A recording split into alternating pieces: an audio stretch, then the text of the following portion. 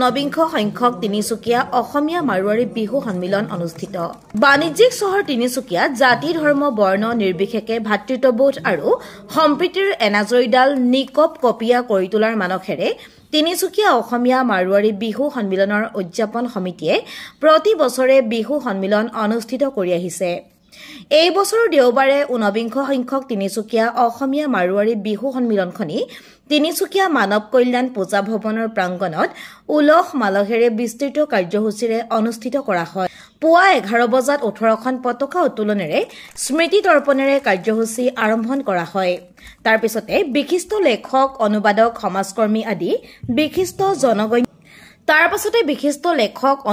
সমাজকৰ্মী আদি বিশিষ্টজন গণ্যমান্য ব্যক্তিৰ উপস্থিতিত মঞ্চ উদ্বোধন কৰা।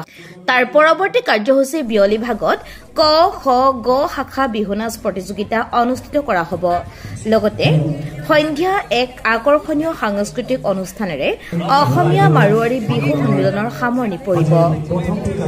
মৃণাল চক্ৰৱৰ্তীৰ ৰিপৰ্ট, আপুনি চাই আছে দ্য ৰয়েল নিউজ। প্ৰতি বছৰৰ দৰে এই বছৰো আপোনালোকে তিনিচুকীয়া অসমীয়া মাৰোৱাৰী বিহু ৰঙালী বিহু উদযাপন কৰিবলৈ লৈছে, কি ক'ব? এইবাৰ আমাৰ সৰ্বপ্ৰথমটো মই সমূহ আসামবাসী ৰাইজক বিহুৰ শুভেচ্ছা জনালোঁ। এইবাৰ আমাৰ ঘনিষ্ঠতম বিহু আছে। আমি যোৱা 18 বছৰৰ পৰা এই ধৰণে বিহু পাতি আছোঁ। ইয়াতে যিমান বিভিন্ন জাতি ধৰ্মৰ সমুদায়ৰ মানুহবিলাক একেলগত গোট খাই এই বিহু পাতি আছে। আমাৰ এই বিহু ষ্টাৰ্ট কৰা আমাৰ মেইন মাকসাদ এইটোৱেই আছিলে কি যিমান বিভিন্ন জাতি সমুদায়ৰ মানুহ অসমত থাকে সবাকে এই জাতি উৎসৱ বিহু পালন কৰিব লাগে। তো এইটোত আমি আজি সফলতা আমি গ্ৰহণ কৰিছোঁ। আমাৰ এইটো এনেকুৱা অসমত ঢেৰ বিহু পাতিবলৈ মানুহবিলাক আগবাঢ়ি আহি আছে।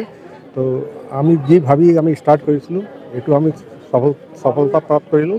আৰু আমাৰ এইটোৱেই আমি অসমবাসী ৰাইজক ধন্যবাদ জনাব বিচাৰিছোঁ। আমাক ইমান সাহস দিলে এই বিহু পাতিবৰ কাৰণে আৰু আমাক ইমান ছাপোৰ্ট কৰিছে। সেইটো কাৰণে তিনিচুকীয়াবাসী ৰাইজ আৰু অসমবাসী ৰাইজক ধন্যবাদ জ্ঞাপন কৰিছোঁ।